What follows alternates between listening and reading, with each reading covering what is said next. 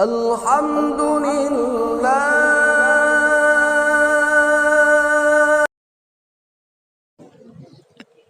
Assalamualaikum warahmatullahi wabarakatuh. Nama beliau adalah Abu Abdurrahman Abdullah bin Al-Mubarak Al-Hanzali Al-Marwazi, lahir pada tahun 118 Hijriah atau 736 Masehi. Ayahnya seorang Turki dan ibunya seorang Persia. Ia adalah seorang ahli hadits yang terkemuka dan seorang sufi yang termasyhur. Abdullah bin Mubarak telah belajar di bawah bimbingan beberapa orang guru, baik yang berada di MEF maupun di tempat-tempat lainnya. Dan ia sangat ahli dalam berbagai cabang ilmu pengetahuan, antara lain bidang bahasa dan kesusastraan. Ia adalah seorang saudagar kaya yang banyak memberi bantuan kepada orang-orang miskin. Ia meninggal dunia di kota Hit yang terletak di tepi sungai Efrat pada tahun 181 Hijriah atau 797 Masehi. Banyak karya-karyanya mengenai hadis. Salah satu di antaranya dengan tema tasawuf yang masih bisa kita jumpai hingga saat ini. Abdullah bin Mubarak sangat tergila-gila kepada seorang gadis dan membuat ia terus-menerus dalam kegalauan. Suatu malam di musim dingin, ia berdiri di bawah jendela kamar kekasihnya sampai pagi hari hanya karena ingin melihat kekasihnya itu walau sekilas saja. Salju turun sepanjang malam itu. Ketika adzan subuh terdengar, ia masih mengira bahwa itu adalah adzan untuk sholat isya. Saat fajar menyingsing, barulah ia sadar betapa ia senibingan terlena dalam merindukan kekasihnya itu. "Wahai putra Mubarak yang tak tahu malu," katanya kepada dirinya sendiri. "Di malam yang indah seperti ini engkau bisa tegak terpaku sampai pagi hari karena hasrat pribadimu. Tetapi apabila seorang imam sholat membaca surat yang panjang, engkau menjadi sangat gelisah."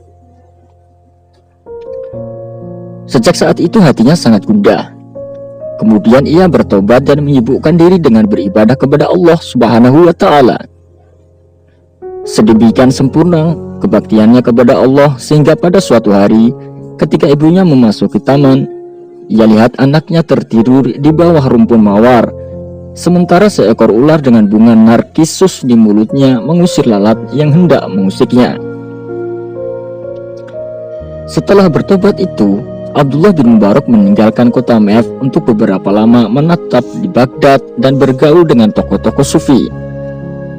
Ia melanjutkan pergi ke Makkah dan tinggal di kota itu sebelum akhirnya kembali ke Mef. Penduduk Mef menyambut kedatangannya dengan hangat. Mereka kemudian membentuk kelas-kelas dan kelompok-kelompok belajar. Pada masa itu sebagian penduduk beraliran sunnah, sedang sebagian lagi beraliran fikih. Itulah sebabnya mengapa Abdullah bin Mubarak disebut sebagai tokoh yang bisa diterima oleh kedua aliran itu. Ia mempunyai hubungan baik dengan kedua aliran tersebut dan masing-masing aliran itu mengakuinya sebagai anggota sendiri. Di kota Mef, Abdullah bin Mubarak mendirikan dua sekolah tinggi, yang satu untuk golongan sunnah dan satu lagi untuk golongan fikih. Kemudian ia berangkat ke Hijaz dan untuk kedua kalinya menetap di Makkah. Di kota ini ia mengisi tahun-tahun kehidupannya secara berselang-seling. Tahun pertama ia menunaikan ibadah haji, dan pada tahun kedua ia pergi berperang. Tahun ketiga ia berdagang. Keuntungan dari perdagangannya itu dibagikan kepada para pengikutnya. Ia biasa membagi-bagikan kurma kepada orang-orang miskin, kemudian menghitung biji buah kurma yang mereka makan, dan memberikan hadiah 1 dirham untuk setiap biji kepada di antara mereka yang paling banyak memakannya. Abdullah bin Mubarak sangat teliti dalam kesolehannya. Suatu ketika ia mampir di sebuah warung, kemudian pergi sholat. Sementara itu kudanya yang berharga mahal menerobos ke dalam sebuah ladang gandum. Kuda itu lalu ditinggalkannya dan meneruskan perjalanannya dengan berjalan kaki. Mengenai hal ini, Abdullah bin Mubarak berkata, "Kudaku itu telah mengganyang gandum-gandum yang ada pemiliknya." Pada peristiwa lain, Abdullah bin Mubarak melakukan perjalanan dari Mev ke Damaskus untuk mengembalikan sebuah pena yang dipinjamnya dan lupa mengembalikannya. Suatu hari Abdullah bin Mubarak melewati suatu tempat. Orang-orang mengatakan kepada seorang buta yang ada di situ bahwa Abdullah bin Mubarak sedang melewati tempat itu. "Mintalah kepadanya segala sesuatu yang kau butuhkan." "Abdullah, berhentilah!" orang buta itu berseru. Abdullah bin Mubarak lalu berhenti. "Doakanlah kepada Allah untuk mengambilkan penglihatanku ini." Kemudian ia memohon kepada Abdullah bin Mubarak. Abdullah bin Mubarak menundukkan kepala lalu berdoa. Seketika itu juga orang buta tersebut bisa melihat kembali. Subhanallah. Ketika Abdullah bin Mubarak tinggal di kota Mekah, setelah ia selesai menyempurnakan ibadah haji, ia tertidur. Di dalam tidurnya, ia bermimpi melihat dua malaikat turun dari langit. Seorang di antara keduanya bertanya, "Berapa orangkah yang telah datang pada tahun ini?" 600.000 orang, jawab temannya. "Berapa orang di antara semua yang diterima ibadah hajinya?" "Tidak seorang pun." Setelah mendengar kata-kata itu, Abdullah bin Mubarak berkisah, "Tubuhku gemetar. Aku berseru, 'Apa?' Mereka telah datang dari pelosok-pelosok yang jauh dan dari setiap lembah yang dalam. Dengan susah payah mereka melintasi padang pasir yang luas. Tetapi semuanya itu sia-sia." Salah seorang di antara malaikat itu menjawab, "Ada seorang tukang sepatu di kota Damaskus bernama Ali bin Muwaffaq. Ia tidak datang kemari, tetapi ibadah hajinya telah diterima dan segala dosanya telah diampuni Allah." Setelah mendengar hal ini, Abdullah bin Mubarak meneruskan, "Aku terjaga dan berkata, aku harus pergi ke Damaskus untuk menemui Ali bin Muwaffaq. Maka berangkatlah aku ke kota Damaskus dan mencari tempat tinggalnya. Sesampainya di kota Damaskus, aku segera menyeru-nyerukan nama Ali bin Muwaffaq. Lalu seseorang menyahut, 'Siapakah namamu?' tanyaku. 'Ali bin Muwaffaq,' jawabnya. 'Aku ingin berbicara kepadamu,' kataku. 'Berbicaralah,' jawabnya. 'Apakah pekerjaanmu?' 'Membuat sepatu.' Kemudian kukisahkan kepadanya perihal mimpiku itu. Setelah itu Ali bin Muwaffaq bertanya kepadaku, 'Siapakah namamu?' 'Abdullah bin Mubarak,' jawabku. Ia lalu menjerit, kemudian jatuh pingsan. Ketika ia siuman kembali, aku mendesaknya. 'Ceritakanlah perihal dirimu sendiri kepadaku.' Maka berceritalah ia kepadaku.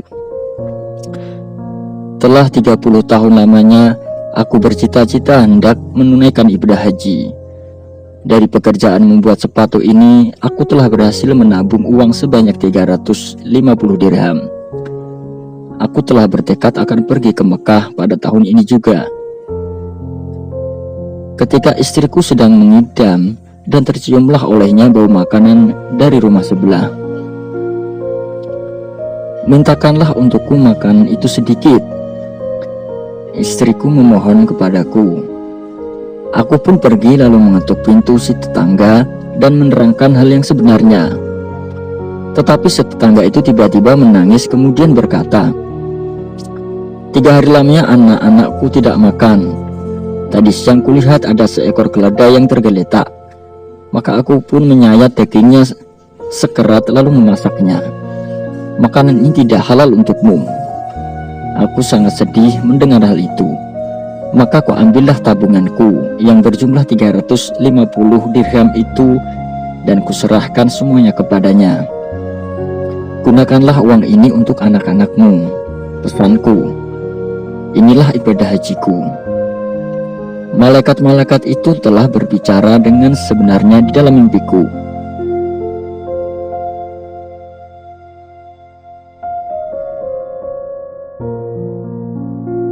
Abdullah bin Mubarak menyatakan, dan penguasa kerajaan surga benar-benar adil di dalam pertimbangannya.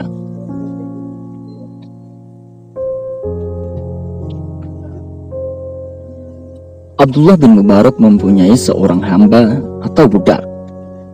Seseorang memberitahu Abdullah bin Mubarak, hambamu itu setiap hari membongkar kuburan dan memberikan hasilnya kepadamu.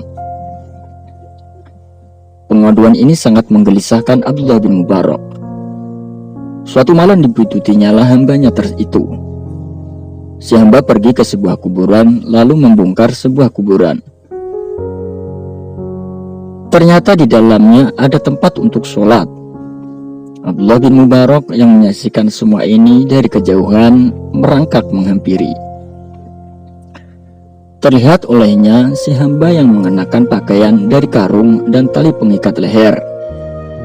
Kemudian si hamba mencium tanah sambil meratap. Menyaksikan kejadian ini, Abdullah bin Mubarak menangis dan dengan diam-diam meninggalkan tempat itu dan duduk di suatu pojok yang terpisah jauh dari situ. Hambanya tetap berada di dalam kuburan itu, dan ketika tiba fajar barulah ia keluar, menutup kuburan itu kembali lalu pergi ke masjid untuk melakukan sholat subuh. Setelah sholat, si hamba berseru dalam doanya, "Ya Allah, ya Tuhanku, hari telah siang pula. Tuanku di atas dunia ini akan meminta uang dariku. Engkau adalah sumber kekayaan bagi orang-orang miskin. Berikanlah uang kepadaku dari sumber yang hanya Engkaulah yang tahu."